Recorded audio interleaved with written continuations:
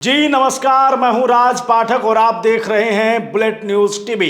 इस वक्त जिस तरीके से लोकसभा चुनाव के रिजल्ट सामने आए, रुझानों में आप लगातार देख रहे थे कि किस तरीके से प्रत्याशियों के भाग्य का फैसला जो है वो जनता कर रही थी। और अब जब रिजल्ट सामने आया तो फिर वो चौंकाने वाला आया।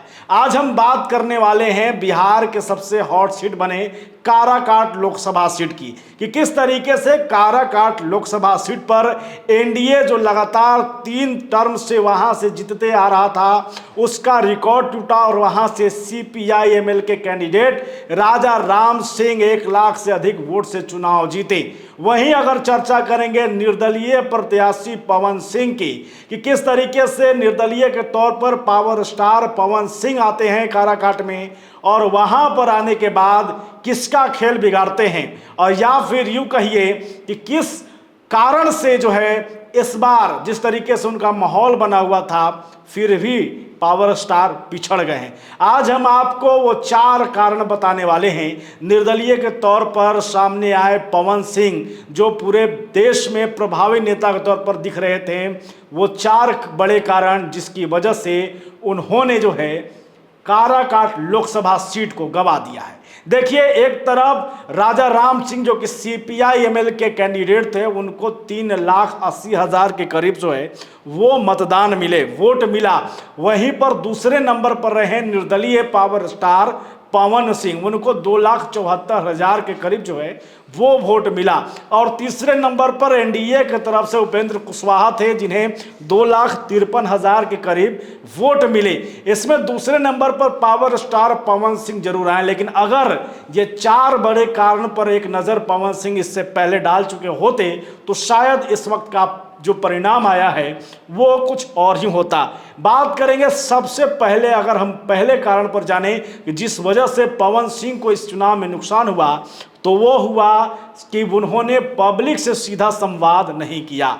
यहाँ देखिए, एक तो पवन सिंह बहुत ही कम समय, यानी कि चुनाव की घोषणा होने के बाद चुनावी मैदान काराकाट में आते हैं। यहाँ आने के बाद अचानक से वो फैसला लेते हैं कि वो चुनाव लड़ेंगे।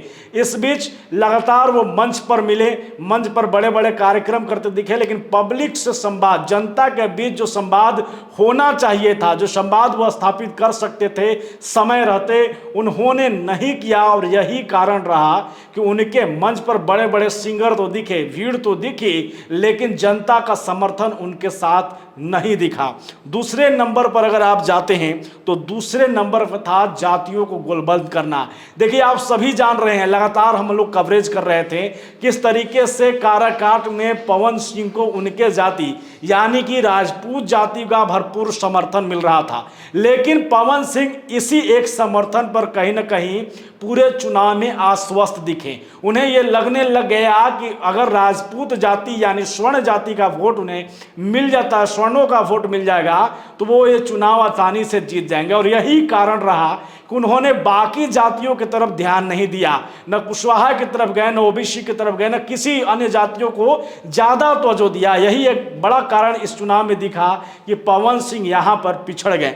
तीसरे नंबर पर अगर आप जाएंगे तो तीसरे नंबर पर सबसे बड़ा जो फैक्टर काम कर सकता था पवन सिंह के लिए, वही उनके लिए निगेटिव हो गया। देखिए, चर्चा हुआ कि खेसारी लाल यादव पवन सिंह के समर्थन में आ गए हैं। पवन सिंह के लिए उन्होंने मंच पर आया भी, मंच पर आकर के जो है वोट की अपील किया। लोगों को लगने लगा कि 10 से 20% यादव वोट जो है वो जरूर पवन सिंह को मिलेगा, लेकिन ऐसा होता नहीं दिखा। क्यों नहीं दिखा?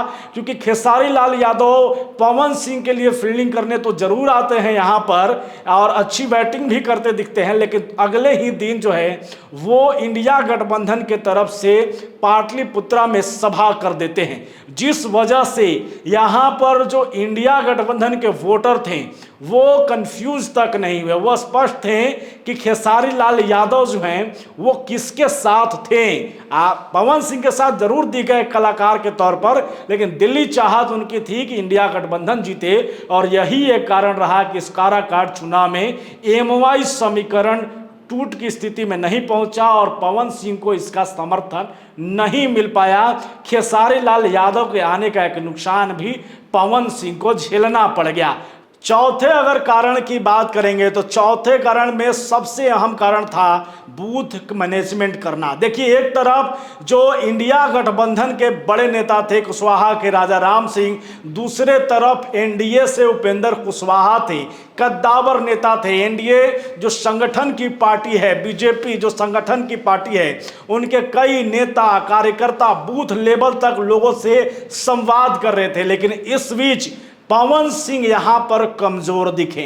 पवन सिंह का वोट ये कहा जा रहा था कि पूरे काराकाट लोकसभा में तैर रहा है, बस उसको उठाने की देरी है। लेकिन जिस तरीके से बूथ का मैनेजमेंट नहीं हुआ, कई वोट जो हैं वो पवन सिंह को सही तरीके से नहीं मिल पाए और ये बड़ा कारण हुआ कि बूथ मैनेजमेंट में पवन सिंह पिछड़े और यहाँ चुनाव में पिछड़ गए। अगर लोकसभा की आप बात करेंगे तो लोकसभा में जिस तरीके की परफॉर्मेंस इस वक्त पवन सिंह ने दिया है निर्दलीय होकर के, तो आप एक बार जरूर ये कह सकते हैं कि हार कर भी जो है वो पवन सिंह जीत गए हैं और हार कर जीतने वाले को बाजीगर कहते हैं। ये इस तरीके से देख सकते हैं आप कि जब निर्दलीय के तौर पर पवन सिंह काराकाट में आते हैं, पहली चुनाव लड़ते हैं वो, और वहां भी वो दूसरे नंबर पर आ जाते हैं और एनडीए के बड़े घटक दल को यहां पर उस प्रत्याशी को उपेंद्र कुशवाहा जो कि केंद्रीय मंत्री रहे हैं उनके प्रभाव को कम कर देते हैं और हरा देते हैं। जहां पर पीएम मोदी आए हुए थे, गृह मंत्री अमित शाह थे,